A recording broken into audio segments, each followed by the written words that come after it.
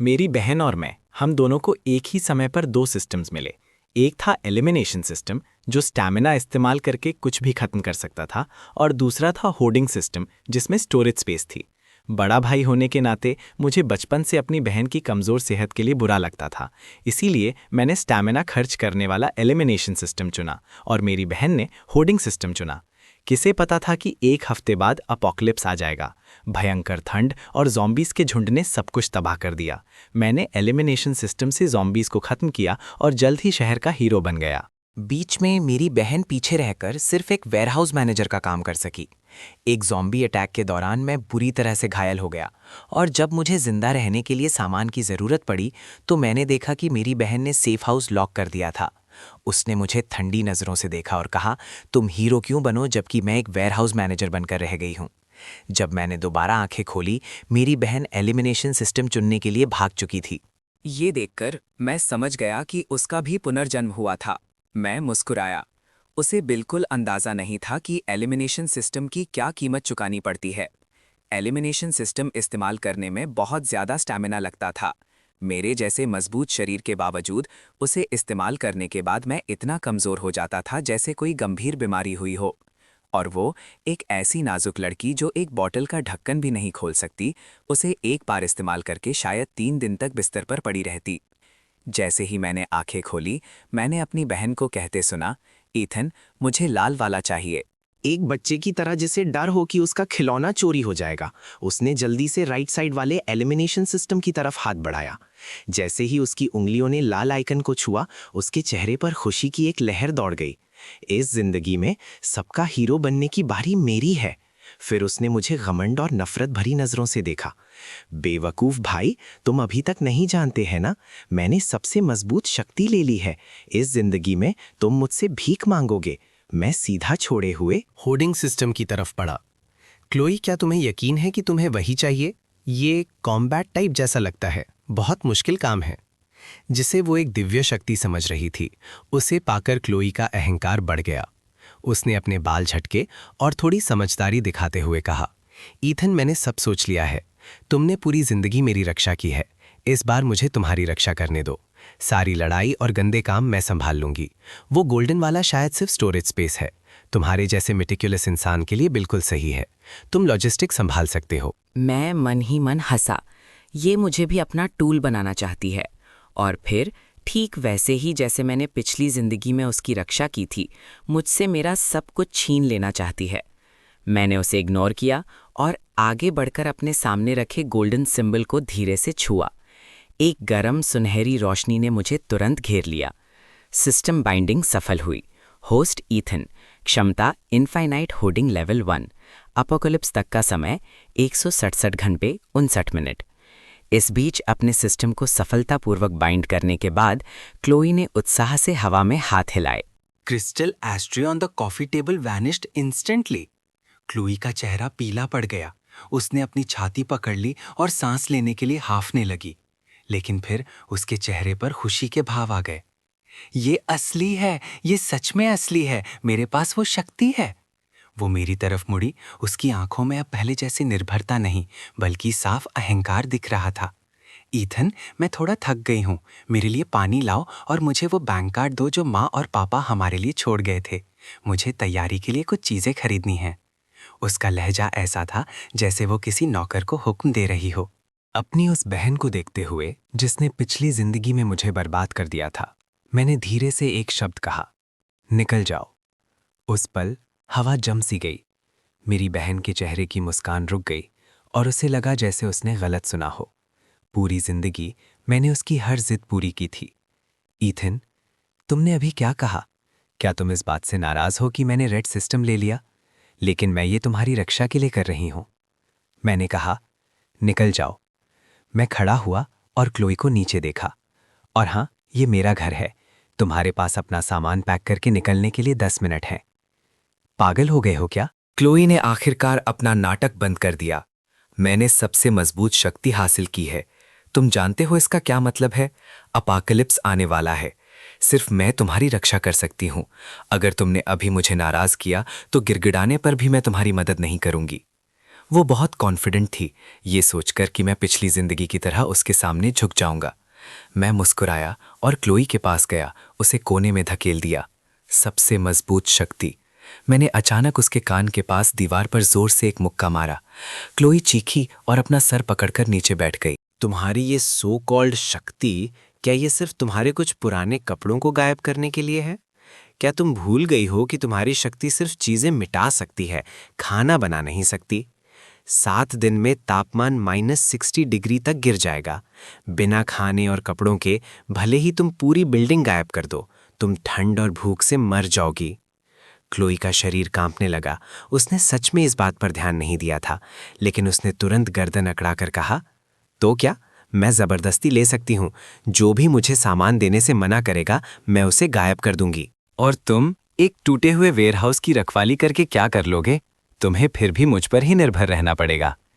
ऐसा है क्या? तो गुड लक। मैं उस पर और वक्त बर्बाद नहीं करना चाहता था। मैं दरवाजे तक गया और उसे जोर से खोल दिया।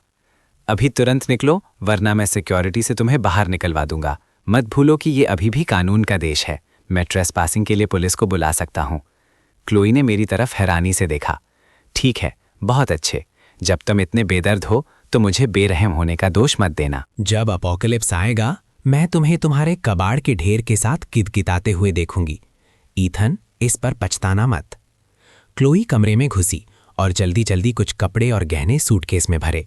फिर गुस्से में सामान खींचकर दरवाजे से बाहर निकल गई। जाने से पहले उसने मुझे गुस्से से घूरा। इस जिंदगी में मैं तुम्हें अपनी आंखों के सामने कुत्ते की मौत मरते देखूंगी। दरवाजा जोर से बंद हो गया। मैं उसके सहारे खड़ा हो गया और एक लंबी सांस ली।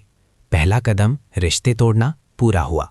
इस एहसान फरामोश के बिना जो किसी भी पल मेरी पीठ में छुरा घोंप सकती थी, मैं आखिरकार पूरी तरह से काम कर सकता था। फिर मैंने अपना फोन निकाला और समय देखा। 15 जनवरी 2026 सुबह के 10 बजे, अपोकलिप्स से ठीक 7 दिन पहले। मैंने अपना 8 मिलियन का घर 20% डिस्काउंट पर ऑनलाइन बेचने के लिए लगा दिया और हमारे माता पिता से मिली विरासत को मिलाकर लगभग 11 मिलियन हो गए। एक ऐसा किला बनाने के लिए जो -70 डिग्री की ठंड और ज़ॉम्बीज़ के हमले झेल सके और कई जिंदगियों के लिए सामान जमा करने के लिए ये पैसे काफ़ी नहीं थे। फिर मैंने बैंक को फ़ोन किया और अपने कंपनी के शेयर्स और घर गिरवी रख दिए। मैंने कई प्राइवेट लेंडर्स को भी फ़ोन किया और सभी बड़े ऑनलाइन लोन प्लेटफॉर्म्स और क्रेडिट कार्ड से लोन ले लिया। एक पागल जुआरी की तरह सिर्फ एक दोपहर में मेरे पास 16 मिलियन कैश आ गए। इतना काफ़ी होना चाहिए। अपने बैंक अकाउंट में उन चक्कर लाने वाले नंबरों को देखते हुए मुझे कोई खुशी नहीं हुई, सिर्फ जल्दी थी। पैसा सिर्फ कागज़ का टुकड़ा था, सिर्फ सामान ही जान बचा सकता था। मैं अपनी एसयूवी, जो मैंने बेची नहीं थी, सीधा शहर के बाहरी इलाके में ले गया। मेरा लक्ष्य साफ था, वेस्टर्न सबर्ब्स में छोड़ा हुआ कोल्ड चेन लॉजिस्टिक्स पार्क। ये कभी शहर की सबसे बड़ी कोल्ड स्टोरेज फैसिलिटी हुआ करती थी, जिसे बाद में मालिक के पैसे लेकर भाग जाने के बाद छोड़ दिया गया था। जगह सुनसान थी और चारों तरफ खुला मैदान था। बचाव करना आसान और हमला करना मुश्किल। मेरी पिछली जिंदगी में इस पर एक गैंग ने कब्जा कर लिया था और ये सबसे बड़े सर्वाइवर बेसेस में से एक बन गया था। इस जिंदगी में ये मेरा होगा। मैंने उस जगह की देखभाल करने वाले बूढ़े आदमी को ढूंढा और 20,000 कैश उसके हाथ में रखे और कहा कि मुझे ये किराए पर चाहिए। आधे महीने के लिए एक हॉरर एस्केप रूम बनाने के लिए कोई कॉन्ट्रैक्ट नहीं, सिर्फ चाबी चाहिए। नोटों की मोटी गद्दी देखकर बूढ़ा आदमी इतना मुस्कुराया कि उसके नकली दांत गिरने वाले थे और उसने बिना कुछ कहे चाबियां दे दी। चाबी मिलते ही मैंने मेन गेट लॉक कर दिया और विशाल अंडरग्राउंड कोल्ड स्टोरेज में चला गया। भले ही ये 2 साल से बंद था, 10 मीटर जमीन के नीचे होने की वजह से ये ठंडा और गीला था। लगभग 3000 स्क्वायर मीटर, 8 मीटर ऊंची छत के साथ। सिस्टम, इस जगह को स्कैन करो, मैंने मन में आदेश दिया। स्कैन पूरा हुआ। सेमी इनक्लोज्ड अंडरग्राउंड स्पेस मिला। सेफ हाउस रेनोवेशन की जरूरतों को पूरा करता है। स्पेस एंकरिंग एक्टिवेट करो। एक बार एंकर होने के बाद ये जगह असली दुनिया में सामान ट्रांसफर करने के स्टेशन का काम करेगी। तुम बाहरी सामान को सीधा यहाँ टेलीपोर्ट कर सकते हो और सिस्टम स्पेस से सामान यहाँ ला सकते हो। एंकर, जगह सुरक्षित हो गई। अब इसे भरने के लिए मैं सीधा शहर की सबसे बड़ी खेतीबाड़ी की होलसेल मार्केट गया और जमकर खरीदारी की। मेरी इस अजीब खरीदारी ने पूरी होलसेल मार्केट में हलचल मचा दी। एक अनजान नौजवान जो ऐसे होलसेल खरीद रहा था जैसे अपोकलिप्स के लिए सामान जमा कर रहा हो, उसने मार्केट मैनेजमेंट का ध्यान भी खींचा, लेकिन मेरे पास कहानी तैयार थी। मैंने उन्हें बताया कि ये दूर पहाड़ी इलाकों में कई बड़ी खदानों के लिए सालाना सामान जमा करने का काम है और पहाड़ों के बंद होने से पहले अगले कुछ दिनों में सब कुछ तैयार करना था। इस दौर में जहां पैसा सब काम कर देता है, जब तक पैसा सही हो, बहाना कितना भी अजीब हो, कोई ना कोई तुम्हारी मदद कर ही देगा। रात होते ही सामान से लदे पहले हैवी ट्रक्स वेस्टर्न सबर्ब्स की उस फैक्ट्री में आने लगे। सभी वर्कर्स के सामान उतारकर जाने के बाद मैंने लोहे का गेट फिर से लॉक कर दिया। पूरा कोल्ड स्टोरेज पहाड़ों की तरह जमा सामान से भर गया था। मैं 5 मीटर ऊंचे चावल के ढेर के पास गया, अपना हाथ उठाया और हथेली सबसे नीचे वाली बोरी पर रखी। स्टोर। तुरंत 50 टन चावल हवा में गायब हो गया। मैंने अपनी आंखें बंद की और अपनी चेतना से सिस्टम स्पेस में प्रवेश किया। उस अनंत सफेद जगह में 50 टन चावल चुपचाप हवा में तैर रहा था, बिल्कुल वैसे ही जैसे पहले रखा हुआ था। यहाँ समय रुका हुआ था। 100 साल बाद भी ये चावल बिल्कुल ताज़ा पकेंगे। शानदार। सब कुछ अपने काबू में होने का ये एहसास नशा कर रहा था, लेकिन ये सिर्फ शुरुआत थी। -60 डिग्री की ठंड में बिना गर्मी के ये खाना पत्थर जैसा जम जाएगा। मैंने दोस्तों से संपर्क करके 10,000 टन बिना धुएं वाला कोयला और डीजल, सोलर पैनल्स और जनरेटर्स के साथ खरीदा। 7 दिन बचे थे। मुझे ना सिर्फ इस कोल्ड स्टोरेज में 10 जिंदगियों के लिए खाना जमा करना था, बल्कि इसे एक क्लाइमेट कंट्रोल्ड किले में बदलना था, जिसे एक न्यूक्लियर बॉम्ब भी तोड़ ना सके। तभी मेरे फ़ोन पर क्लोई का मैसेज आया। ये उसकी और उसके सीनियर रायन की एक फ़ोटो थी, जो एक महंगे फ्रेंच रेस्टोरेंट में बैठे थे। बेचारा भाई, घर से निकलने के बाद क्या तुम अब इंस्टेंट नूडल्स खा रहे हो? रायन और मैं अपनी नई जिंदगी का जश्न मना रहे हैं।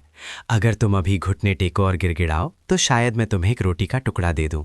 मैं स्क्रीन पर देखा, मेरे होंठों पर एक मजाकिया मुस्कान थी। खा लो, ढेर सारा खा लो। ये तुम्हारा आखिरी खाना है, जिसे इंसानी खाना कहा जा सकता है। मैंने कैजुअली 2 शब्दों में जवाब दिया, गरम कपड़े पहनो। फिर मैंने उसे ब्लॉक कर दिया और अपना फ़ोन बंद कर दिया। मैं दूसरी मंजिल पर लोहे के वॉकवे पर खड़ा था। दर्जनों वर्कर्स को स्टील के इस दानव के पेट में चींटियों की तरह काम करते देख रहा था। बॉस, आपकी ज़रूरतें कुछ ज़्यादा नहीं है? बोलने वाला ब्लेक था, शहर का सबसे जुगाड़ू कॉन्ट्रैक्टर, जो अब परेशान दिख रहा था। अपने हाथों में ब्लूप्रिंट को घूर रहा था। पूरी जगह 50 सेंटीमीटर मोटी एरोस्पेस ग्रेड एरोजेल इंसुलेशन, उस पर 20 mm की बुलेट प्रूफ स्टील प्लेट्स की 2 परतें, और आप चाहते हैं कि सारी वेंटिलेशन बंद हो, सिवाय 2 एयर इनटेक्स के, जिनमें NBC फिल्ट्रेशन सिस्टम्स लगे हों। ब्लेक ने अपने माथे से पसीना पोंछा। भाई, ये सस्ता नहीं पड़ेगा। पैसे तुम्हारे अकाउंट में आ चुके हैं। 5 मिलियन एडवांस, मुझे ये 3 दिन में चाहिए। सारा मटेरियल स्टॉक में होना चाहिए, और अगर नहीं है तो दूसरी कंस्ट्रक्शन साइट से निकाल लो। मैं 3 गुना ज्यादा पैसे दूंगा। मैं मुड़ा और ब्लेक की आंखों में देखा। सिर्फ एक नियम है, क्यों ये मत पूछना। फोटोज मत लेना, सोशल मीडिया पर पोस्ट मत करना। काम होने पर 2 मिलियन और मिलेंगे, चुप रहने के लिए। ब्लेक का गला जोर से हिला। 7 मिलियन, उसके 2 साल के मुनाफे के बराबर। हो जाएगा बॉस, आप मेरे बाप जैसे हैं। जब आप इतने दरिया दिल हैं तो सुनिए, अगर मैं 3 दिन में काम ना करूं तो आप मेरा सर तोड़कर उसे फुटबॉल की तरह इस्तेमाल कर सकते हैं। ब्लेक को जोश में जाते देख मुझे कुछ महसूस नहीं हुआ। मैं जो बना रहा था वो सिर्फ एक शेल्टर नहीं, बल्कि अपोकलिप्स से आज़ाद एक इकोसिस्टम था। मैं फैक्ट्री के कोने में गया जहां एक खास सामान की डिलीवरी हुई थी। बड़े लकड़ी के क्रेट्स खोले गए, जिनके अंदर से गहरी धातु की चमक दिखाई दी। ये आम स्टील का सामान नहीं था, बल्कि high voltage electric fence generators और military grade blast proof glass थे, जो खास तरीकों से मंगवाए गए थे। अपोकलिप्स की शुरुआत में सबसे डरावनी चीज ज़ॉम्बीज नहीं, बल्कि इंसानी फितरत थी। जब भूख और ठंड लोगों को जानवर बना देती थी, तब आम रोल अप डोर्स भीड़ के सामने कागज की तरह कमजोर थे। सिस्टम, ये सारा बिल्डिंग मटेरियल स्टोर करो और ब्लूप्रिंट के हिसाब से उनकी जगह सेट कर दो। वर्कर्स के डिनर ब्रेक के दौरान मैंने भारी ब्लास्ट प्रूफ ग्लास को हल्के से छुआ और दर्जनों टन सामान पल भर में गायब हो गया। फिर सिस्टम की सटीक नियंत्रण में वो फैक्ट्री के ऊपर स्काईलाइट की जगह पर बिल्कुल फिट हो गए। जैसे ही आखिरी कंस्ट्रक्शन गाड़ी गई, विशाल लोहे का गेट धीरे धीरे बंद हो गया। स्टील के उस किले के बीच में खड़ा होकर, जो अब पूरी तरह से मेरा था, मैं पहाड़ों की तरह जमा सामान से भरे कमरे को देख रहा था। काफ़ी नहीं है, बिल्कुल काफ़ी नहीं है। मैंने अपने फ़ोन का बैलेंस चेक किया। 5 लाख से भी कम बचे थे। कानूनी तरीकों से खरीदने की मेरी शक्ति खत्म हो चुकी थी। अगली बारी थी 0 रुपये शॉपिंग की रात की। सुबह के 2 बजे east harbour bonded logistics centre पर। ये शहर का सबसे बड़ा इंपोर्ट एक्सपोर्ट डिस्ट्रीब्यूशन हब था, जहां हज़ारों शिपिंग कंटेनर्स दुनिया भर के महंगे सामान से भरे हुए बिल्डिंग ब्लॉक्स की तरह रखे थे। उस रात मैंने लगभग आधे बॉन्डेड जोन के महंगे वेयर हाउसेस को खाली कर दिया, जब तक मेरे दिमाग में एक हल्का चुभने वाला दर्द नहीं हुआ, जो मेंटल एनर्जी के ज़्यादा इस्तेमाल का संकेत था। मैंने मजबूरन रुक गया। जैसे ही मैं जाने वाला था, अचानक इंजन की आवाज़ ने रात की शांति भंग कर दी। कई काली मॉडिफाइड एसयूवीज पोर्ट में घुसी और पास के एक छिपे हुए वेयरहाउस के सामने रुक गईं। गाड़ी के दरवाजे खुले और दर्जन भर टैटू वाले गुंडे बाहर निकले। आगे एक गंजा आदमी अपने लोगों को जोर से डांट रहा था। सामान हटाओ, जल्दी करो। ड्रैगन ने कहा है कि शिपमेंट आज रात ही हटाना है, पुलिस की नज़र है। जो बॉक्स वो लोग उठा रहे थे, उन पर खतरनाक सामान की चेतावनी लिखी थी। मैंने अपनी आंखें छोटी की और सिस्टम का लॉन्ग रेंज स्कैन एक्टिवेट किया। स्कैन के नतीजे: TNT विस्फोटक, डेटोनेटर्स, इंडस्ट्रियल नाइट्रिक एसिड, हथियार। मेरे दिल की धड़कन बढ़ गई। ये ब्लैक शार्क गैंग का स्मगलिंग पॉइंट था, जो शहर का सबसे बड़ा क्रिमिनल ऑर्गेनाइजेशन था। उस TNT को देखते हुए, जो ना सिर्फ ज़ॉम्बीज़ को उड़ा सकता था बल्कि किसी भी सुरक्षा को तोड़ सकता था, मैंने अपने होंठ चाटे। ये तोहफा सीधा मेरे दरवाजे पर आया है। इन विस्फोटकों के साथ मेरे पास आखिरी तुरुप का इक्का होगा। जब ये मुझे मिल ही गया है तो मैं शर्म नहीं करूंगा। मैंने चुपके से सिस्टम स्पेस की प्रॉपर्टीज़ का इस्तेमाल करके वेयरहाउस के पीछे चक्कर लगाया और अपना हाथ पतली स्टील प्लेट वाली दीवार पर रखा। ये दूरी सिस्टम के दायरे में थी। सिस्टम, वेयरहाउस के अंदर के सभी एक्सप्लोसिव्स को लॉक करो और सभी को कलेक्ट कर लो। अंदर सामान ले जा रहे गुंडों ने सिर्फ एक झलक देखी और उनके हाथों ने भारी बक्से अचानक गायब हो गए। हवा अचानक शांत हो गई। 1 दर्जन से ज्यादा गैंग के सदस्य जमकर खड़े हो गए, खाली हवा को पकड़े हुए एक दूसरे को हैरानी से देख रहे थे। अरे ये क्या हुआ? बॉक्स कहाँ गए? ये तो अजीब है। ड्रैगन, गड़बड़ हो गई है, सामान गायब हो गया है, सब कुछ चला गया। गंजा लीडर दौड़कर आया और खाली वेयरहाउस को घूर कर देखने लगा। उसके भाव गुस्से से डर और फिर अस्तित्व के संकट में बदल गए। कान, किसने किया ये? बाहर निकलो। उसने अपनी पिस्टल निकाली और हवा में पागलों की तरह लहराई। तब तक मैं इस अफरा तफरी का फायदा उठाकर पोर्ट की दीवार फांदकर रात में गायब हो चुका था। 24 घंटे की उलटती गिनती। अपने आखिरी दिन शहर में भीड़ भाड़ थी। किसी को नहीं पता था कि ये पुरानी दुनिया की आखिरी शाम थी। मौसम विभाग ने ठंडी लहर की नीली चेतावनी जारी की। कल तापमान 10 से 15 डिग्री गिरने की भविष्यवाणी की। किसी ने भी इसे गंभीरता से नहीं लिया। ज़्यादा से ज़्यादा वो एक एक्स्ट्रा गर्म कपड़ा पहन लेंगे। मैं फिर से बाहर नहीं गया। वेस्टर्न सबर्ब्स के किले में रहकर आखिरी जांच कर रहा था। सारे दरवाजे और खिड़कियां वेल्ड कर दी गई थीं। सिर्फ एक मेन एंट्रेंस छोड़ा गया था। मैंने आखिरी बार सोशल मीडिया चेक करने के लिए अपना फ़ोन खोला। क्लोई ने 1 घंटे पहले एक अपडेट पोस्ट किया था। भले ही सर्दी आ रही है, मेरा दिल गर्म है। सरप्राइज़ के लिए शुक्रिया रायन। भविष्य उज्जवल है। कुछ लोग अपने गंदे पैसों के साथ सड़ सकते हैं। मैं ज़ोर से मुस्कुराया। मैंने उसे लाइक किया, फिर कमेंट किया, जब तक हो सके मज़ा लो। ठीक तभी बाहर की बूंदाबांदी अचानक रुक गई। तुरंत बाद एक पिंग पोंग बॉल के साइज का ओला ब्लास्ट प्रूफ ग्लास से जोर से टकराया। फिर दूसरा, तीसरा। गोली की तरह ओले बरसने लगे। उसके बाद तेज हवाएं चलीं और तापमान तेजी से गिरा। मेरे फ़ोन स्क्रीन पर एक इमरजेंसी न्यूज़ अलर्ट आया। ब्रेकिंग न्यूज़, एक सुपर पोलर वॉर्टेक्स के कारण अगले 3 घंटों में दुनिया का तापमान 50 डिग्री गिर जाएगा। सभी नागरिक तुरंत घर लौटें। तुरंत, ये कोई मजाक नहीं है। अपोकलिप्स आ चुका था। सिर्फ 10 मिनट में बाहर की दुनिया का रंग बदल गया। सड़क की सतह पर बहुत कम समय में मोटी काली बर्फ जम गई। 1 दर्जन गाड़ियां टकरा गई। तुरंत आग लग गई, लेकिन आग फैलने से पहले भयंकर ठंड ने उसे दबा दिया, उसे एक अजीब स्थिति में जमा दिया।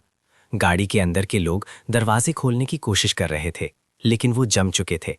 किसी ने गाड़ी की खिड़की तोड़ी और बाहर निकला।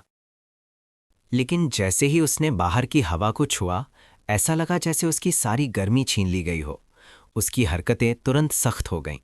उसका डरा हुआ चेहरा उसके चेहरे पर जम गया, एक जिंदा जैसी बर्फ की मूर्ति में बदल गया। घर के अंदर का थर्मामीटर बता रहा था कि बाहर का तापमान -30 डिग्री से नीचे जा चुका था और अभी भी 1 डिग्री प्रति मिनट की दर से गिर रहा था। सेफ हाउस के अंदर तापमान 24 डिग्री पर स्थिर था। मैंने अपनी जैकेट उतार दी, सिर्फ एक पतली टी शर्ट पहनी और एक बेहतरीन सेकी हुई वैग्यू का टुकड़ा अपने मुंह में डाला, आराम से। इस बीच शहर के एक महंगे अपार्टमेंट में क्लोई अपने नए खरीदे हुए कश्मीर के कंबल में लिपटी हुई थी, फिर भी कांप रही थी। अभी अभी पूरे कॉम्प्लेक्स का हीटिंग सिस्टम पाइप फटने से बंद हो गया था और अंदर का तापमान -5 डिग्री तक गिर गया था। भले ही ये अभी तक जानलेवा नहीं था, क्लोई जैसी नाजुक लड़की के लिए ये पहले से ही नर्क था। रायन, कुछ सोचो, हम ठंड से मर जाएंगे। उसने अपने पास बैठे रायन को धक्का दिया। रायन भी बुरी तरह से ठंड से कांप रहा था, पागलों की तरह अपने सारे कपड़े पहन रहा था। चुप करो, मुझे भी ठंड लग रही है। ये कमबख्त मौसम अचानक बदल गया। जल्दी करो, कुछ हीट पैक्स ढूंढो। हीट पैक्स उस बॉक्स में है। क्लोई ने कोने की तरफ इशारा किया। उन्होंने इधर उधर ढूंढा तो सिर्फ 10 से कम हीट पैक्स बचे मिले। रात भर चलने के लिए बिल्कुल काफ़ी नहीं थे। रुको, तुम्हारा भाई, क्या उसके पास पैसे नहीं हैं? वो किसी लग्जरी होटल में होगा या उसने हीटिंग इक्विपमेंट खरीद लिया होगा। जल्दी फ़ोन करो। क्लोई ने यह सुनते ही जैसे डूबते हुए को तिनके का सहारा मिल गया हो, कांपते हाथों से मेरा नंबर मिलाया। माफ़ कीजिए, आपने जो नंबर मिलाया है वो अभी बंद है, कमबख्त। क्लोई ने गुस्से में अपना फ़ोन सोफे पर फेंक दिया। उस बदमाश की हिम्मत कैसे हुई अपना फ़ोन बंद करने की? घबराओ मत, घबराओ मत। रायन की आंखों में एक चमक आई। मुझे अब याद आया, मैंने तुम्हारे भाई को पहले साउथ सिटी होलसेल मार्केट में देखा था। मैं दूर था, लेकिन मैंने उसे वेस्टर्न सबर्ब्स और एक फैक्ट्री का जिक्र करते हुए सुना था। वहाँ एक छोड़ दी गई फैक्ट्री है। ऐसे समय में वो वहीं छिपा होगा। चलो उसे ढूंढते हैं। लेकिन बाहर इतनी बर्फ है। क्लोई ने बाहर के भयंकर बर्फीले तूफान को देखा। नहीं, जाने का मतलब मौत का इंतजार करना है। बर्फ जल्दी नहीं रुकेगी। कुछ घंटों में यहाँ के पाइप फट जाएंगे। हमारे पास हीट वाली गाड़ी है और एक बार जब हम तुम्हारे भाई को ढूंढ लेंगे, तुम्हारे सिस्टम और मेरे दिमाग से, हम उसे आसानी से हरा देंगे। फिर उसकी सारी चीज़ें हमारी हो जाएंगी। लालच ने डर पर काबू पा लिया। दोनों ने अपने सारे कपड़े पहने और लड़खड़ाते हुए नीचे उतरे, गाड़ी में घुस गए। गाड़ी स्टार्ट हुई और जब गर्म हवा आई तो दोनों ने राहत की सांस ली। चलो वेस्टर्न सबर्ब्स चलते हैं। क्लोई की आंखों में एक बुरी चमक आई। जब हम ईथन से मिलेंगे तो मैं उससे बर्फ में घुटने टेक कर माफ़ी मंगवाऊंगी। अपने पहले के बुरे बर्ताव के लिए माफ़ी मंगवाने पर मजबूर करूंगी। इस बीच वेस्टर्न सबर्ब्स में मैं सर्वेलेंस स्क्रीन के एक कोने को घूर रहा था। वहाँ कई आवारा कुत्ते एक साथ सिकुड़कर कांप रहे थे। अचानक एक कुत्ते का शरीर जोर से ऐंठने लगा। उसकी आंखें तुरंत लाल हो गईं, खून जैसी लाल। एक चुभने वाली इंसानी नहीं ऐसी चीख वीराने में गुंजी और उस बदले हुए ज़ॉम्बी कुत्ते ने अब साथियों पर हमला कर दिया। खून बर्फ पर छिड़क गया, तुरंत लाल बर्फ के क्रिस्टल्स में जम गया। ये कोई आम वायरस नहीं है, ये भयंकर ठंड वाला ज़ॉम्बी वायरस है। उन्हें ठंड से डर नहीं लगता। जितनी ज़्यादा ठंड होती है वो उतने ही उत्तेजित हो जाते हैं। मैंने अपनी चॉपस्टिक्स रखीं, आखिरकार आ ही गए। मैं उठा और कंट्रोल पैनल के पास गया और लाल बटन दबाया। Level 1 alert, defence mode activate. पहली सुरक्षा लाइन की हाई वोल्टेज इलेक्ट्रिक फेंस तुरंत चालू हो गई। बर्फीले तूफान में नीली चिंगारियां निकलीं। मैंने अपना वाइन ग्लास उठाया और सर्वेलेंस स्क्रीन पर बर्फीले तूफान को बधाई दी। नर्क में स्वागत है मेरे मेहमानों। वेस्टर्न सबर्ब्स में बर्फीला तूफान एक सफ़ेद आफत में बदल गया था, जिसमें 5 मीटर से ज़्यादा देखना मुश्किल था। एक सफ़ेद BMW X5 एक शराबी की तरह सड़क पर मुश्किल से चल रही थी, जहां बर्फ पहले से ही आधा मीटर गहरी थी। हम अभी तक वहां क्यों नहीं पहुंचे? तुमने नहीं कहा था कि ये सिर्फ 20 किलोमीटर है? क्लोई पैसेंजर सीट पर 2 डाउन कंफर्टर्स में लिपटी बैठी थी। अभी भी इतनी ठंड थी कि उसके दांत जोर से बज रहे थे। चुप। रायन की स्टीयरिंग व्हील पर हाथ सुन हो चुके थे, नीले बैंगनी फ्रॉस्ट बाइट से ढके हुए थे। GPS कह रहा है कि बस आगे ही है। कमबख्त, मुझे सड़क बिल्कुल नहीं दिख रही है। एक तेज आवाज आई और गाड़ी का नीचे का हिस्सा अचानक नीचे धंस गया, फिर पूरी तरह से रुक गया। गाड़ी सड़क के बीच में एक सख्त बर्फ के टुकड़े पर फंस गई थी। गाड़ी खराब हो गई है। रायन ने स्टीयरिंग व्हील पर जोर से मुक्का मारा, लेकिन उसका हाथ बर्फीले सख्त लेदर कवर से टकरा गया, जिसे वो दर्द से कराह उठा। क्या? क्लोई चीखी। क्या तुम मुझे यहां मरना चाहते हो? रायन, तुम बेकार हो। चुप करो। अगर तुम इतनी ही काबिल हो तो तुम चलाओ। रायन भी गुस्से में फट पड़ा। बचने की इच्छा ने उसके आम नाटक पर काबू पा लिया। बाहर निकलो, वो काली परछाई आगे फैक्ट्री होनी चाहिए, हम पैदल चलेंगे। दोनों के पास अब कोई और रास्ता नहीं था। गाड़ी में रहने का मतलब ठंड से मरना था। उन्होंने कंबल लपेटे और 2 भोले पेंगुइन्स की तरह बर्फीले तूफान में लड़खड़ाए। उन्हें लगा जैसे उनके फेफड़े जम रहे हैं। हर सांस एक धीमी अजाब थी। 500 मीटर आमतौर पर कुछ मिनट का रास्ता, उन्हें पूरा आधा घंटा लग गया। जब वो स्टील का दानव जैसी फैक्ट्री उनके सामने आई तो दोनों लगभग घुटनों के बल चलकर मेन गेट तक पहुंचे, लेकिन सामने का नज़ारा देखकर वो हैरान रह गए। ये एक छोड़ दी गई फैक्ट्री नहीं थी, ये साफ तौर पर एक स्टील का किला था। असली टूटी फूटी लाल ईंटों की दीवारें पूरी तरह से सिल्वर ग्रे मेटल प्लेट से ढकी हुई थीं। क्लोई भागकर विशाल ठोस स्टील के गेट तक गई, पागलों की तरह दरवाज़ा पीटने लगी। ईथन, ईथन, मुझे पता है तुम अंदर हो, दरवाज़ा खोलो। ईथन, मैं क्लोई हूँ, मैं ठंड से मर रही हूँ, प्लीज मुझे अंदर आने दो। ईथन, मैं रायन हूँ, हम परिवार हैं, तुम हमें मरने के लिए कैसे छोड़ सकते हो? दोनों चिल्ला चिल्लाकर थक गए, लेकिन उनकी आवाजें तेज हवा में घुल गईं। अंदर मैं एक बड़े लेदर सोफे पर बैठा था, सर्विलेंस स्क्रीन्स की दीवार के सामने। उन पर 2 धुंधले थर्मल इमेजिंग लाल परछाइयां गेट पर 2 बेचारे मक्खियों की तरह चिपकी हुई थीं। मेरे पास एक छोटे तांबे के बर्तन में लाल तेल उबल रहा था, जिससे एक बेहद स्वादिष्ट मसालेदार खुशबू आ रही थी। सिस्टम, बाहर के स्पीकर्स चालू करो, मैंने शांति से आदेश दिया। एक्टिवेट।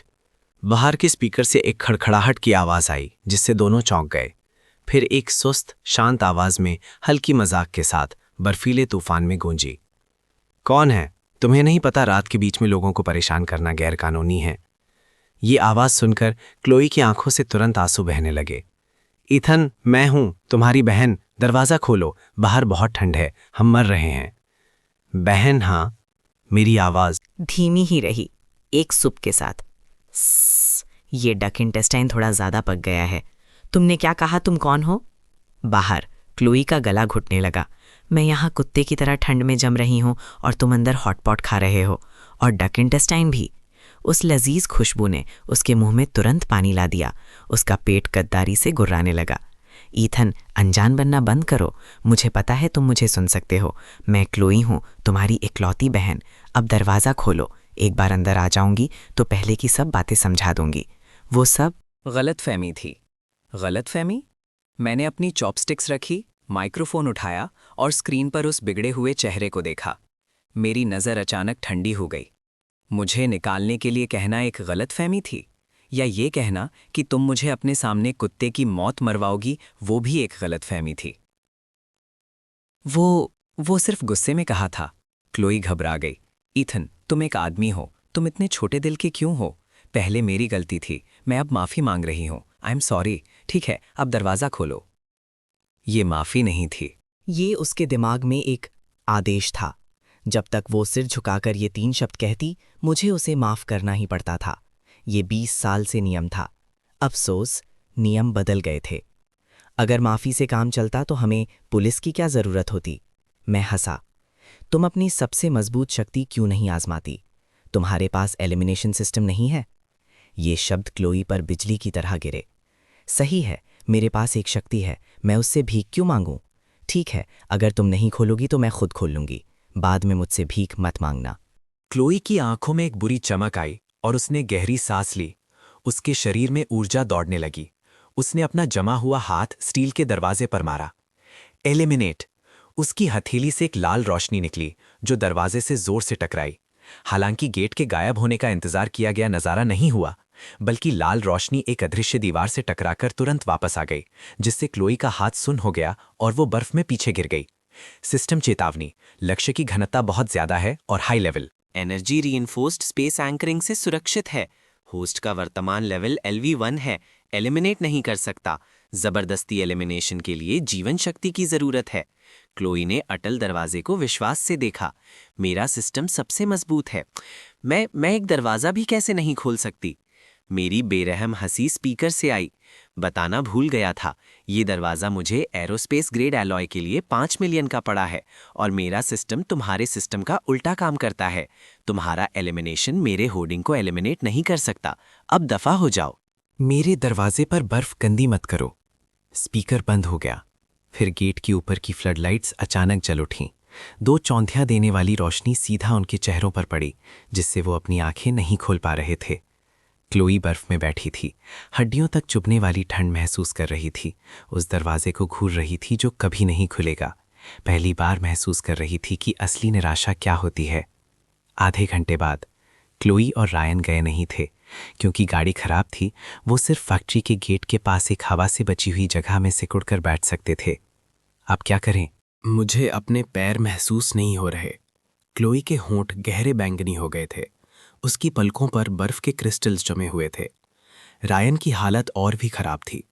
उसने क्लोई को अपने कुछ कपड़ों में से एक दे दिया था और अब उसका पूरा शरीर जोर से कांप रहा था। उसकी आंखें धुंधली होने लगी थीं। सोना मत, अगर तुम सो गए तो उठ नहीं पाओगे।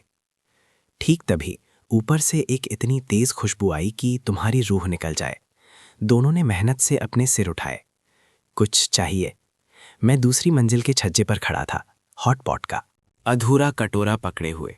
ईथन, प्लीज मुझे बस एक घूंट दे दो, बस एक घूंट गरम सूप। रायन आखिरकार टूट गया। बर्फ में घुटने टेक कर ऊपर की तरफ पागलों की तरह सिर पटकने लगा। मैंने तुम्हें बास्केटबॉल भी सिखाया था, पुरानी यादों के लिए मुझे बचा लो। मैं हंसा और आराम से एक ताज़ा पका हुआ मोटा बीफ का टुकड़ा उठाया। जब तुमने मुझे बाहर बंद किया था, क्या तुमने पुरानी यादों के बारे में बात की थी? फिर मैंने अपना हाथ छोड़ा और वो गरम तेल टपकता बीफ का टुकड़ा दोनों के सामने गंदी बर्फ में गिर गया। रायन लगभग झट से उसे पकड़ने के लिए लपका, लेकिन क्लोई ज्यादा तेज थी। उसने बर्फ से ढका हुआ मांस का टुकड़ा झट से उठाया और सीधा अपने मुंह में डाल लिया। बिना चबाए ही निगल गई। उस गर्मी के पल ने उसे आह भरने पर मजबूर कर दिया। स्वादिष्ट? हाँ, बहुत अच्छा। क्लोई ने सिर हिलाया, आंसू बहने लगे। जब तुमने खा लिया है तो दफा हो जाओ। मेरे सिक्योरिटी सिस्टम ने अभी अभी कुछ छोटे दोस्तों को खुशबू से आकर्षित होते हुए देखा है। इससे पहले कि दोनों कुछ समझ पाते, दूर बर्फीले तूफान में कई चमकती हुई हरी आंखें अचानक दिखाई दी। धीमी गुर्राहट हवा पर आ रही थी। उनके बदले हुए ज़ॉम्बी कुत्ते। भागो! रायन ने सबसे पहले रिएक्ट किया। क्लोई को पकड़ा और भागने की कोशिश की, लेकिन जमीन पूरी बर्फ से ढकी थी और दोनों फिसल गए। मुंह के बल जमीन पर जोर से गिरे। पहला ज़ॉम्बी कुत्ता आगे लपका। उसका खुला मुंह सीधा रायन की जांघ की तरफ था। मदद करो ईथन, मेरी मदद करो! रायन ने कान फाड़ने वाली चीख निकाली जब वो कुत्ते को जोर से मार रहा था, लेकिन उस जीव को कोई दर्द महसूस नहीं हो रहा था। इस नाजुक पल में रायन की आंखों में एक बुरी चमक आई। उसने अचानक क्लोई को पकड़ लिया। पास खड़े आदमी को पकड़कर उसे कुत्ते के मुंह की तरफ जोर से धक्का दे देती है और खुद बचने के लिए लुढ़क जाती है। तुम क्या कर रहे हो? क्लोई डर से चीखती है। बासी जबड़े उसकी गर्दन में घुसने वाले थे। जिंदगी और मौत के इस पल में जीने की इच्छा डर पर काबू पा लेती है। क्लोई हमला करने वाले कुत्ते के सिर पर आंखें गड़ा लेती है। जैसे ही उसके दिमाग में लाल आइकन तेजी से चमकता है, वो मन ही मन गरजती है, एलिमिनेट। विशाल टिबेटन मस्टिफ का सिर क्लोई की नाक से सिर्फ 1 सेंटीमीटर दूर पूरी तरह से मिट जाता है। सिर्फ एक सिर कटा। लाश क्लोई पर जोर से गिरता है। उसकी सांस लगभग रुक जाती है। होस्ट ने एलिमिनेट किया। Tier 1 mutant. Experience gained 10 points. Stamina depletion warning. Chloe को अपनी ताकत जाते हुए महसूस होती है। उसकी आंखों के सामने अंधेरा छा जाता है और वो लगभग बेहोश हो जाती है, लेकिन वो बच गई थी। ये छोटा सा शो दिलचस्प होता जा रहा है। मैं दूरबीन नीचे करता हूँ। मेरी आंखों में मजाक चमक रहा था। जब तुम लोग जाना नहीं चाहते तो मैं तुम्हें बचने का रास्ता दिखाता हूँ। मेरी आवाज़ फिर से गूंजती है, एक शैतानी आकर्षण के साथ। 200 मीटर पूर्व में एक सिक्योरिटी बूथ है। आज रात जिंदा रहने का ये तुम्हारा एकमात्र मौका है। इसके साथ खिड़की पूरी तरह से बंद हो जाती है। अंधेरे में सिर्फ 2 कांपते हुए लोग रह जाते हैं और उनके चारों तरफ और ज़्यादा हरी आंखें जमा हो जाती हैं। बूथ की तरफ चलो। क्लोई कुत्ते की लाश को धक्का देती है और लड़खड़ाते हुए उठती है। वो रायन की तरफ एक नज़र भी नहीं डालती। उसे वो धक्का याद था।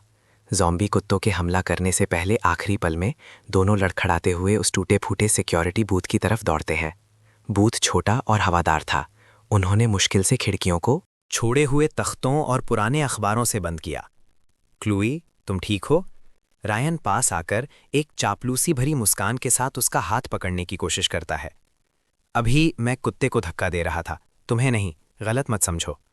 उस मुश्किल के बाद उसके मासूम चेहरे का नकाब आखिरकार उतर जाता है, नीचे का स्वार्थी ठंडा स्वभाव सामने आ जाता है। ये मत सोचो कि मुझे नहीं पता तुम्हारे दिमाग में क्या है रायन। अब से अगर तुमने मुझ पर एक और हाथ उठाने की हिम्मत की तो मैं तुम्हारा सर भी उस कुत्ते की तरह गायब कर दूंगी।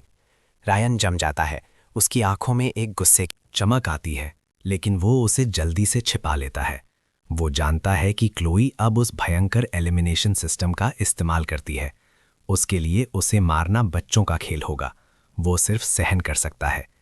इस बीच सेफ हाउस में मेरे हाथों में एक टैबलेट है। भले ही पब्लिक नेटवर्क बंद हो गया है, मेरा मिलिट्री ग्रेड सैटेलाइट रिसीवर अभी भी दुनिया भर के सिग्नल्स पकड़ रहा है। दुनिया भर की खबरें स्क्रीन पर स्क्रॉल हो रही हैं। पूर्वी क्षेत्र के लिए आपातकालीन घोषणा। सरकार ने सबसे उच्च स्तरीय आपातकालीन प्रोटोकॉल एक्टिवेट कर दिया है। देश भर में सरकारी शेल्टर अब खुल गए हैं। जिंदा बचे लोग कृपया नजदीकी स्थान पर जाएं। शहर का shelter, east district sports centre, shelter 7। मैं उन कोऑर्डिनेट्स को घूरता हूं। मेरी पिछली जिंदगी में वो जगह शुरुआती दिनों में सबसे बड़ा सरकारी किला था, लेकिन ठीक इसलिए क्योंकि वहां बहुत ज्यादा लोग थे, सामान तेजी से खत्म हो गया और अव्यवस्थित प्रबंधन के साथ 1 महीने के अंदर बदनाम अनाज भंडार दंगा भड़क उठा, जिसमें हजारों लोग मारे गए। ऐसा लगता है कि इतिहास का रास्ता नहीं बदला है। मैंने खबर बंद की और सिस्टम इंटरफेस खोला। वर्तमान stock 32,000 ton, system level LV1, experience 0%, upgrade की जरूरत, 10 टियर 1 ज़ॉम्बी कोर्स जमा करो। कोर्स। मेरी पिछली जिंदगी में लोगों को अपॉक्लिप्स के तीसरे महीने तक ये नहीं पता चला था कि ज़ॉम्बी दिमाग के कोर को शक्तियों को बढ़ाने के लिए इस्तेमाल किया जा सकता है, लेकिन मैं अब जानता हूं। वो बेवकूफ़ क्लोई कुत्ते को मारने में इतनी व्यस्त थी कि उसने सबसे कीमती जीत का सामान बर्फ में छोड़ दिया। वो मेरे एक्सपीरियंस पॉइंट्स हैं, उन्हें बर्बाद नहीं होने दे सकता। मैं एक हल्के नैनो थर्मल कॉम्बैट सूट में बदल जाता हूं और अपनी टैक्टिकल कुल्हाड़ी उठा लेता हूं। मैंने इस भयंकर बर्फीले तूफान की पहली रात में अपनी पहली फसल काटने के लिए घूमने जाने का फैसला किया है, और ये चेक करने के लिए कि क्या वो 2 चूहे अब तक ठंड से मर गए हैं। एक पूरी तरह से बंद नैनो थर्मल कॉम्बैट सूट पहने और अपनी टैक्टिकल कुल्हाड़ी पकड़े हुए मैं वेस्टर्न आउटस्कर्ट्स के वीराने से गुजर रहा हूं। 50 मीटर आगे ज़ॉम्बी कुत्तों का झुंड सिक्योरिटी बूथ के चारों तरफ घूम रहा था। कुल 7 थे। मैंने अपनी सांस ठीक की, फिर जहां मैं छिपा हुआ था वहां बर्फ के ढेर के पीछे से निकला। पहला ज़ॉम्बी कुत्ता अभी भी बूथ पर गुर्रा रहा था। उसने गीली कुल्हाड़ी आने से पहले रिएक्ट भी नहीं किया। एक आवाज़ के साथ टैक्टिकल कुल्हाड़ी ने उसकी सख्त खोपड़ी को चीर दिया। टियर 1 ज़ॉम्बी कुत्ता एलिमिनेट, एक्सपीरियंस +5। इस हंगामे ने तुरंत बाकी 6 कुत्तों को सतर्क कर दिया। उनका नेता, एक विशाल टिबेटन मस्टिफ, ने अपना सिर घुमाया। उन भूत जैसी हरी आंखों ने मुझे पकड़ लिया। उसने अपने पिछले पैरों से छलांग लगाई। उसका विशाल शरीर एक टैंक की तरह हमला कर रहा था। जैसे ही वो मुझसे आधा मीटर दूर पहुंचा, मैंने अपना बायां हाथ मस्टिफ के नीचे जमीन पर किया। असपाल एक 2 मीटर डायमीटर का बर्फ का टुकड़ा और उसके नीचे की जमी हुई धरती हवा में गायब हो गई। जमीन मस्टिफ के नीचे से गायब हो गई और वो सीधा नीचे गिर गया। मौके पर चौंका। मैं उसके ठीक पीछे गड्ढे में कूद गया। मेरी टैक्टिकल कुल्हाड़ी हवा में घूमी और मस्टिफ के कमजोर गर्दन के जोड़ पर बेरहमी से वार किया। एक अजीब कुत्ते का सर लुढ़क गया। एलीट म्यूटेंट कुत्ता eliminate, experience +20, item drop, tier 1 power core. रोशनी मेरे अंदर से गुजर गई। मैं झुका और अपनी नफरत को दबाते हुए मास्टिफ की खोपड़ी में टटोला। जल्द ही मैंने एक उंगली के नाखून के आकार का क्रिस्टल निकाला जो हल्की लाल रोशनी दे रहा था। ये अपोकलिप्स की सबसे महंगी करेंसी है। कोर, ज़ॉम्बी शक्ति का स्रोत और मानव विकास की कुंजी। ऊपर के बाकी 5 ज़ॉम्बी कुत्ते पागलों की तरह भौंक रहे थे, लेकिन गड्ढे में उतरने की हिम्मत नहीं कर रहे थे। मैंने एक क्रूर मुस्कान के साथ ऊपर देखा। जल्दी मत करो, एक एक करके तुम सब मेरे एक्सपीरियंस पॉइंट्स हो। एक सोच के साथ मैंने अपने सिस्टम से एक मॉडिफाइड नेल गन निकाली। अगले 5 मिनट तक मैं गद्दे के तले में ऐसे खड़ा रहा जैसे मैं निशाना लगा रहा हूं। लड़ाई खत्म। मैं बाहर निकला और हर लाश को तलाश किया। किस्मत मेरे साथ थी। 7 कुत्तों ने कुल 3 कोर्स दिए। सिस्टम एक्सपीरियंस बार 45% तक बढ़ गया है। मैंने कोर्स को अपने स्पेस में फेंका और सिक्योरिटी बूथ की तरफ चला गया। अंदर खाली था, सिर्फ गंदे पैरों के निशान और दीवार पर नाखून से खरोची हुई एक लाइन थी। ईथन, तुम इसके लिए कीमत चुकाओगे।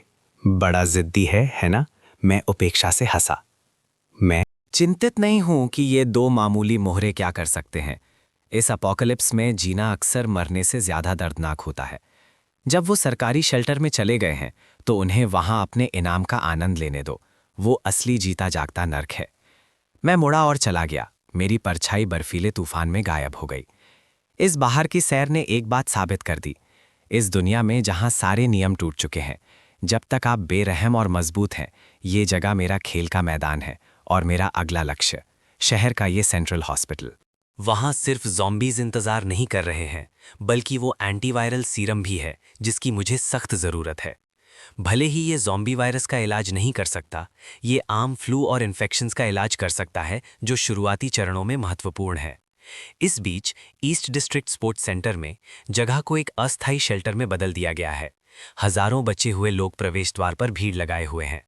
चीख, गालियां और मदद की गुहार अराजकता में घुल मिल गई है। हथियारबंद सैनिक तनावपूर्ण चेहरों के साथ व्यवस्था बनाए हुए हैं। धक्का मत दो, लाइन बनाओ, तापमान की जांच जरूरी है। किसी को घाव है, तुरंत अलग करो। सामान सीमित है। हर व्यक्ति को प्रतिदिन 1 कटोरा पॉरेज मिलेगा। और चाहिए, खोज और बचाव टीम में शामिल हो जाओ। क्लोई और रायन भीड़ में घुल मिल गए, पूरी तरह से बिखरे हुए। रुको, तुम क्या कर रहे हो? एक सैनिक ने लाइन तोड़ने की कोशिश कर रहे दोनों को रोक दिया। मैं एक अवेकेंड हूं। क्लोई ने इस आखिरी सहारे को पकड़ा, पागलों की तरह हाथ हिलाते हुए और चिल्लाते हुए। मेरे पास शक्तियां हैं, मैं खास हूं, मुझे अंदर आने दो, मुझे तुम्हारे कमांडर से मिलना है। अवेकेंड? सैनिक रुका। भले ही खास क्षमता वाले लोगों की पहचान करने के आदेश आए थे, पिछले कुछ दिनों में बहुत से नकली लोग आए थे। साबित करो, सैनिक ने ठंडी आवाज में कहा। क्लोई ने एक गहरी सांस ली, थकन और भूख से इंड्यूस चक्कर से लड़ते हुए। उसने अपना हाथ सड़क के किनारे एक विशाल कंक्रीट के अवरोध की तरफ बढ़ाया। एलिमिनेट। एक लाल झलक और कई 100 पाउंड का अवरोध तुरंत हवा में गायब हो गया, जैसे कि वो कभी था ही नहीं। आसपास की भीड़ शांत हो गई। सैनिक की आंखें तेजी से सिकुड़ गई जब उसने तुरंत अपना रेडियो पकड़ा। प्रवेश द्वार पर अवेकेंस दिखे हैं, टर्मिनेशन टाइप, आदेशों का अनुरोध है। 5 मिनट बाद क्लोई और रायन को एक गर्म ऑफिस में ले जाया गया। डेस्क के पीछे एक अधेड़ उम्र का आदमी मिलिट्री कोट में बैठा था। उसने क्लोई को ऊपर से नीचे तक देखा। तो तुम्हारी क्षमता एलिमिनेशन है। तुम कितना बड़ा एलिमिनेट कर सकती हो? क्या तुम जिंदा लोगों को एलिमिनेट कर सकती हो? 2 मीटर के दायरे में कुछ भी। क्लोई आखिरकार गर्मी महसूस करते हुए थोड़ा साफ बोलने लगी। जिंदा लोग भी। अभी यहां आते वक्त मैंने एक म्यूटेटेड टिबेटन मास्टिफ को मारा। कमांडर? ऐसे इंसान की तरह जिसने अभी अभी एक मजाक सुना हो। छोटी लड़की, तुमने एक कुत्ता मार दिया और सोचती हो कि तुम अमर हो गई हो। वो उठा और खिड़की के पास गया, बाहर घने ज़ॉम्बी झुंड की तरफ इशारा करते हुए। अब हजारों ज़ॉम्बीज हैं। तुम्हारी क्षमता जो कुछ बार इस्तेमाल करने के बाद तुम्हें थका देती है, युद्ध के मैदान में कुछ भी नहीं है। क्लोई का चेहरा तुरंत सख्त हो गया। हालांकि कमांडर का लहजा बदल गया जब उसकी नज़र बाहर बर्फ से ढके रनवे पर पड़ी। तुम्हारी क्षमता का एक ज्यादा उपयुक्त उद्देश्य है। बर्फीले तूफान ने सड़कें बंद कर दी हैं, सामान के ट्रक्स नहीं आ पा रहे हैं, हवाई पट्टी बर्फ से ढकी हुई है। हमें एक जीवन रेखा साफ करनी है। बर्फ हटाना। क्लोई को बेहद अपमानित महसूस हुआ। मैं एक चीट सिस्टम वाली प्रोटैगनिस्ट हूं जिसे अपोकलिप्स की रानी बनना है, और तुम मुझे एक सफाई कर्मी बनाना चाहते हो। मैं मना करती हूं, मैं एक अवेकेंड हूं। तुम्हारी हिम्मत कैसे हुई मुझे इस तरह अपमानित करने की? मना करती हो? कमांडर की मुस्कान तुरंत गायब हो गई। यहां काम नहीं तो खाना नहीं। अवेकेंड भी अपने काम के लिए काम करते हैं, ठीक है। काम नहीं करना है तो फिर बाहर जाओ और बर्फीले तूफान में वापस जाओ। उसने अपना हाथ हिलाया। उसके पास खड़े 2 सैनिक तुरंत आगे बढ़े। उनकी बंदूक की नालियां थोड़ा ऊपर उठ गईं। रायन के पैर डर से कमजोर हो गए। उसने जल्दी से क्लोई की आस्तीन पकड़ी, पागलों की तरह आंखों से इशारा करते हुए। क्लोई, जल्दबाजी मत करो, पहले जिंदा रहो, हम बाद में कुछ सोच लेंगे। क्लोई ने उन काली बंदूक की नालियों को देखा, फिर बाहर की नर्क जैसी ठंड के बारे में सोचा। उसका घमंड टूट गया। मैं करूंगी। उसने अपने दांत पीस लिए और अपमान में अपना सिर झुका लिया। आधे घंटे बाद क्लोई को स्पेशल क्लियरेंस यूनिट नंबर 098 में नियुक्त किया गया। उसका काम आसान था, निर्माण वाहनों के सामने खड़ा होना और लगातार आगे की बर्फ और मलबे पर अपनी क्षमता का इस्तेमाल करना। बर्फ की दीवारों के हिस्सों को मिटाना। जब एक हिस्सा गायब हो जाता, काफिला आगे बढ़ता। हर बार जब वो अपनी शक्ति का इस्तेमाल करती, उसका शरीर पूरी तरह से थक जाता। तेज, क्या देरी हो रही है? पीछे का काफिला इंतजार कर रहा है। सुपरवाइजर ने मेगाफोन से गर्जा। रायन, जिसके पास कोई क्षमता नहीं थी, सबसे निचले स्तर की परिवहन टीम में नियुक्त किया गया। उसका काम था उन लोगों को जो ठंड से जम गए थे या काटे गए थे, उन्हें जलाने वाले गड्ढों तक ले जाना। वहां की बदबू किसी को बेहोश कर सकती थी। साथ ही संक्रमण का लगातार खतरा था, लेकिन जिंदा रहने के लिए वो आधा सड़ा हुआ बन पाने के लिए वो सिर्फ सहन कर सकता था।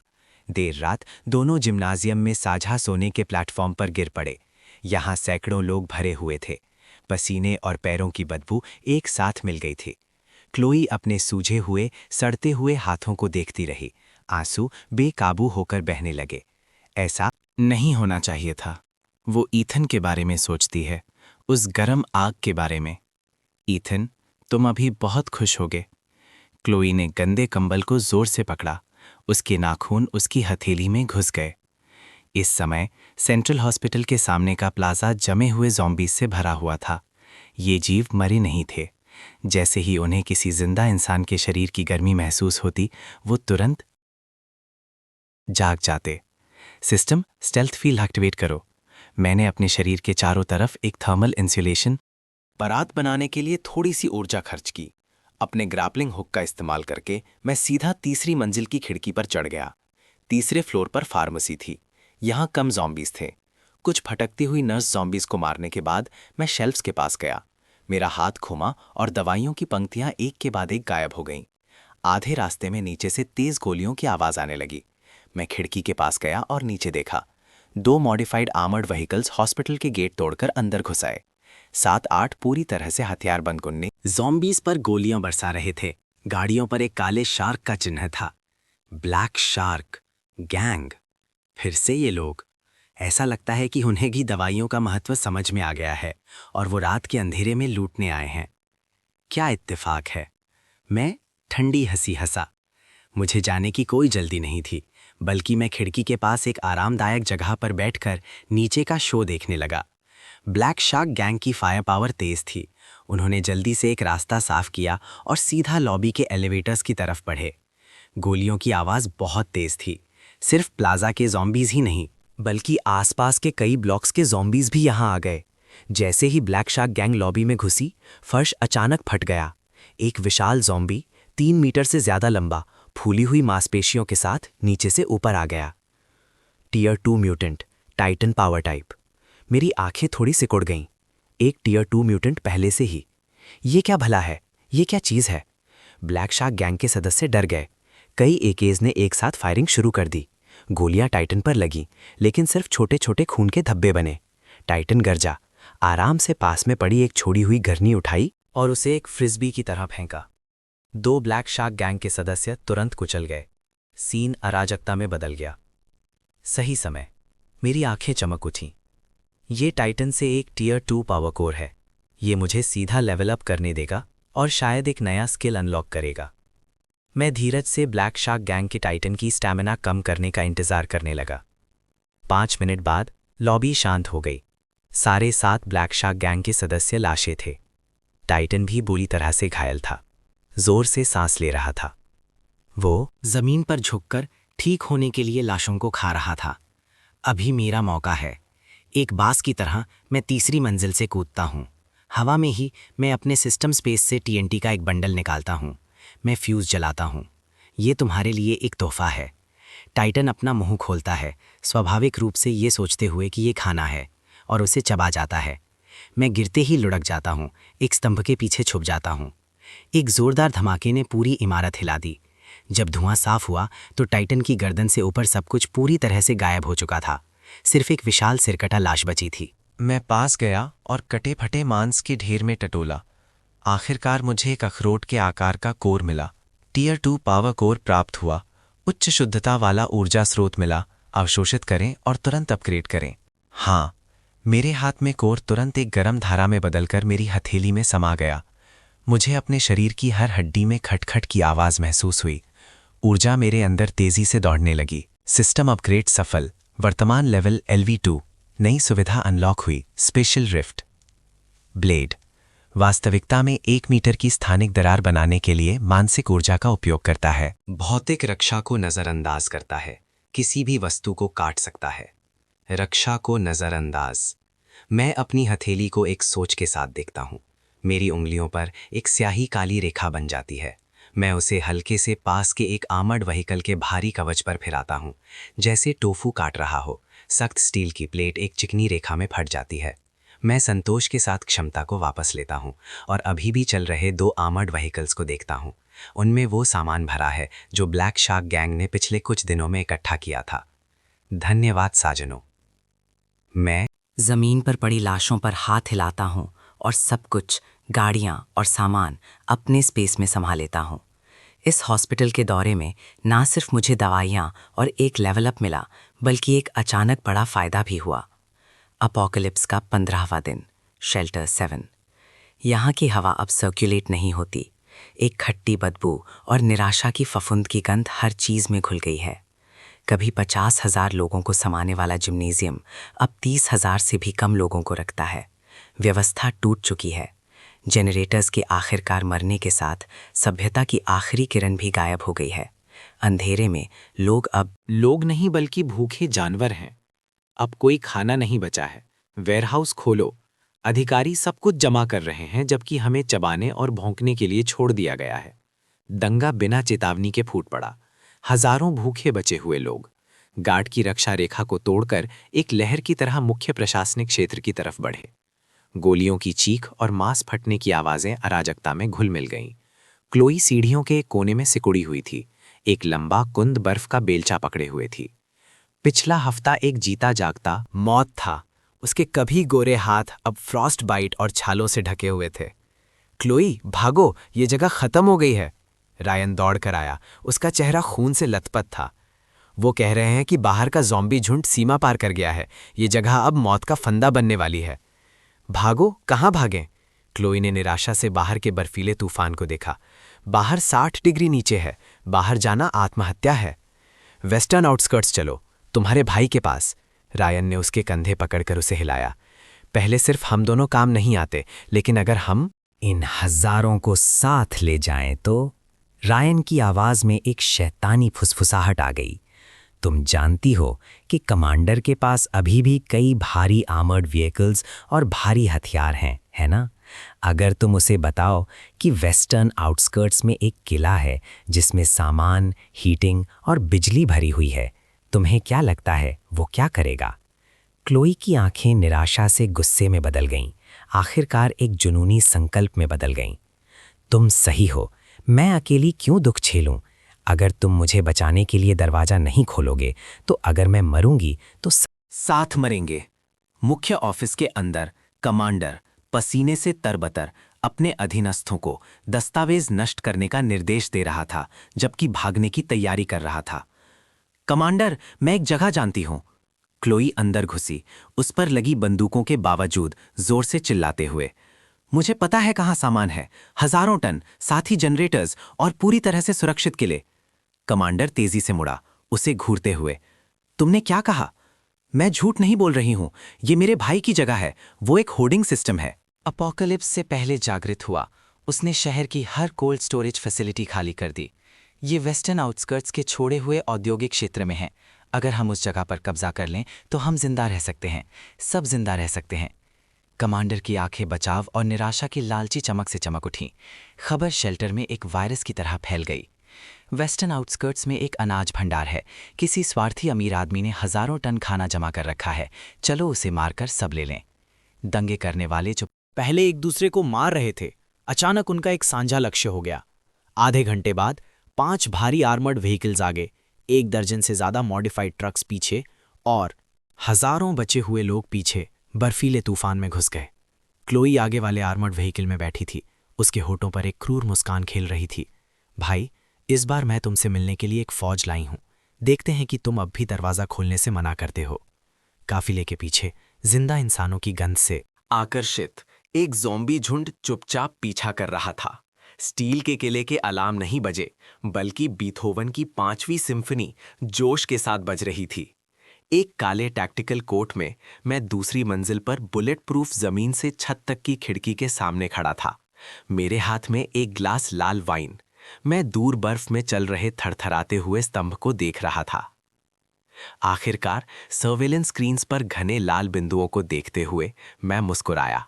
सिस्टम इंटरफेस ने एक चेतावनी दी, बड़े पैमाने पर दुश्मन लक्ष्य पास आते हुए पाए गए।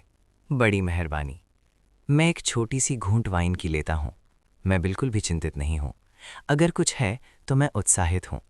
घर पर पिछले कुछ दिनों में मैं इतना बोर हो गया था कि जंग लग जाती। शक्तियों को अपग्रेड करने और पुरानी फिल्में देखने के अलावा एक तलवार की धार पर नाचना अपोकलिप्स का सबसे बड़ा रोमांच है। काफिला औद्योगिक क्षेत्र से 500 मीटर दूर रुक गया। कमांडर की आवाज़ मेगाफोन से गूंजी। ईथन, अंदर। ध्यान से सुनो। हम शेल्टर 7 से आधिकारिक खोज और बचाव टीम है। हम अब कानूनी रूप से तुम्हारे सामान और शेल्टर पर कब्जा कर रहे हैं। तुरंत हथियार डाल दो और गेट खोलो। मैं अपने माइक्रोफोन में हंसा। तुम्हारा मतलब डाकू? मेरी आवाज में साफ मजाक था। कमांडर का चेहरा काला पड़ गया। उसने ऐसी जिद की उम्मीद नहीं की थी। जो दया से मना करते हैं उन्हें कुछ नहीं मिलता। क्लोई, तुमने नहीं कहा था कि तुम तोड़ सकती हो? वहां जाओ और बुलाओ। देखते हैं कि पारिवारिक रिश्ते कैसे दिखते हैं। क्लोई को आगे धकेला गया। वो आर्मर्ड व्हीकल के ऊपर मेगाफोन के साथ खड़ी थी। ईथन, तुम घिरे हुए हो।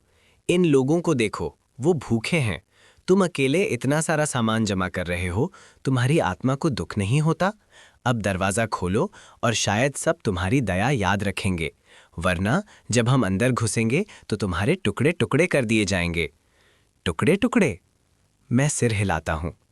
मेरी उंगली कंसोल पर एक लाल बटन पर हल्के से रखी है। छोटी बहन, तुम अब भी इतनी भोली हो। तुम्हें लगता है इन सब लोगों को लाने से मुझे खतरा है? तुम एक्सपीरियंस पॉइंट्स ला रही हो। आग खोलो। कमांडर ने धैर्य खो दिया। एक आरपीजी रॉकेट फैक्ट्री के गेट की तरफ तेजी से बढ़ा, लेकिन जैसे ही वो टकराने वाला था, एक अदृश्य बाधा जाग उठी। रॉकेट एक आईने से टकराकर अजीब तरह से उल्टा घूम गया और सीधा पास के एक ट्रक की तरफ चला गया। दंगे करने वालों से भरा ट्रक तुरंत कबाड़ में बदल गया। वापस आग खोलो, गोलियां चलाओ। अनगिनत गोलियां दीवारों पर एक तूफान की तरह बरस गईं, लेकिन सिर्फ चिंगारियां निकलीं। उन्होंने मुश्किल से पेंट को खरोचा। मैं अपनी उंगलियां चटकाता हूं। मेरी बारी। फिर मैं बटन दबाता हूं। रक्षा प्रणाली क्रम 2, माइनफील्ड एक्टिवेट। आगे के दंगे करने वालों के नीचे की बर्फ अचानक धंस गई। सैकड़ों माइंस एक के बाद एक फट गए। बर्फ तुरंत लाल हो गई। सैकड़ों लोग बस हवा में मिल गए। पीछे हटो, पीछे हटो।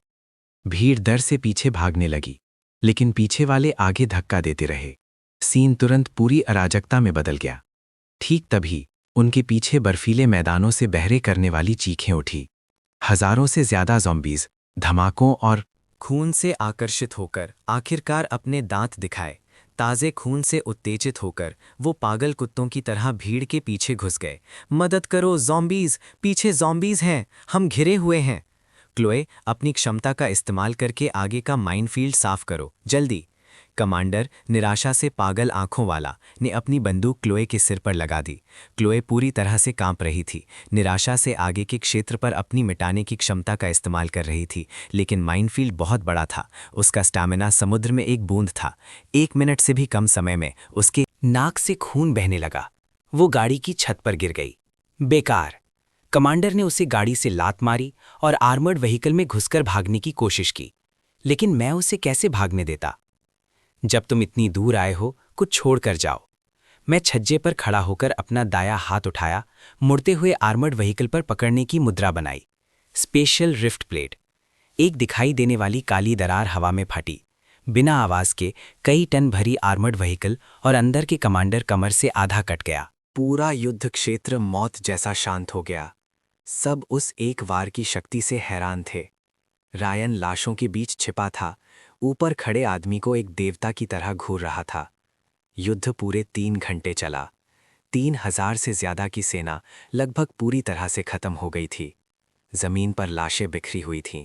ताज़े खून की गर्मी ने बर्फ को पिघला दिया, जो जल्दी से फिर से जमकर लाल बर्फ की एक मोटी परत में बदल गई। इस जगह को एक विशाल खुले मॉर्ग में बदल दिया।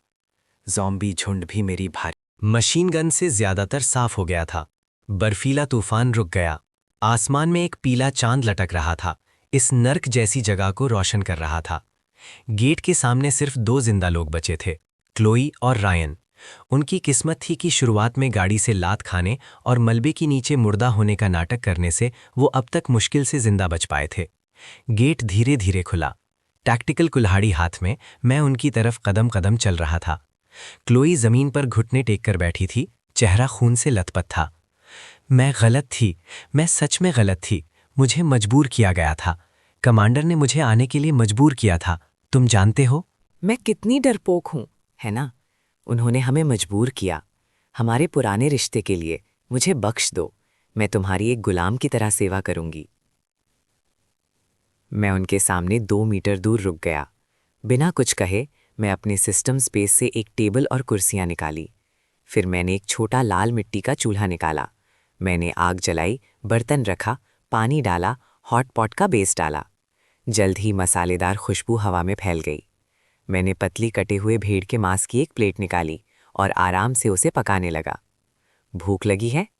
मैंने एक टुकड़ा मांस उठाया और उसे ठंडा करने के लिए फूंका। क्लोई और रायन के गले सिकुड़ गए। उनकी आंखें चाहत से भर गईं, लेकिन उससे भी ज्यादा डर से। मुझे एक निवाला दे दो प्लीज। क्लोई आंसुओं में भीख मांगने लगी। ये सीन इतना जाना पहचाना था। मैंने मांस अपने मुंह में रखा और धीरे धीरे चबाया। मेरी पिछली जिंदगी में मैंने तुमसे इसी तरह भीख मांगी थी। उस दरवाजे के पार मैंने तुमसे एक घूंट पानी मांगा था, भले ही एक एक्सपायर्ड क्रैकर हो। तुमने क्या कहा था? क्लोई पूरी तरह से कांप रही थी। तुमने कहा था सामान काम के लोगों के लिए है, बेकार लोग हवा बर्बाद करने के लायक नहीं है। मैंने अपनी चॉपस्टिक्स रखी और उन्हें बर्फीली आंखों से देखा। अब मैं वो शब्द तुम्हें वापस करता हूं। मैं उठा। मेरे हाथ में टैक्टिकल कुल्हाड़ी चांदनी में ठंडी चमक रही थी। रायन, मैंने पुकारा। रायन ने सोचा कि कोई उम्मीद है और जल्दी से ऊपर देखा। तुमने कहा था तुम क्लोई से प्यार करते हो और उसके लिए मर जाओगे, है ना? रायन ने हिचकिचाया और अपने पास क्लोई को देखा। उसे मार दो और मैं तुम्हें रख लूंगा। मेरी आवाज में लालच था।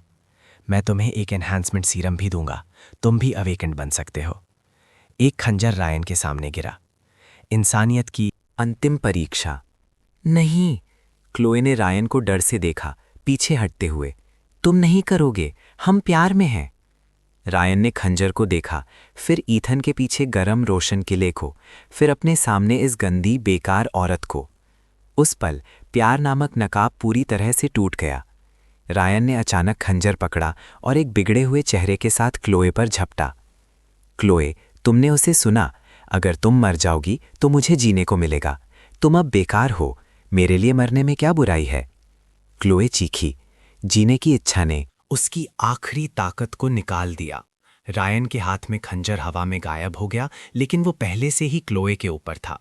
दोनों हाथ उसकी गर्दन पर जोर से जम गए। मरो, मरो, मेरे रास्ते में आना बंद करो। दोनों एक खून के तालाब में 2 जानवरों की तरह एक दूसरे को नोच रहे थे। गंदा, बिल्कुल गंदा। मैं इस सीन को ठंडी नज़र से देख रहा था, जैसे एक अजीब कॉमेडी देख रहा हूं, जब तक दोनों थककर जमीन पर गिर पड़े, हांफते हुए।